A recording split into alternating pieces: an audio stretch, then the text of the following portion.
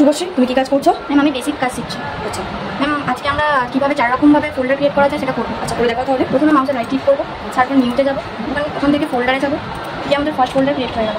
আচ্ছা, তারপর আমরা শিফট কন্ট্রোল এন প্রেস করবো, সেটা আমার সেকেন্ড ফোল্ডার ক্রিয়েট হয়ে গেল। আচ্ছা, তারপর ম্যাম আমরা সার্চ বারে যাবো, ওখানে গিয়ে এন লিখবো, নোটপ্যাড ওপেন করবো, এম ডি প্রেস করবো, তারপর ম্যাম থার্ড লিখবো, তারপরে ফাইলে যাবো, সেখান থেকে সেভ।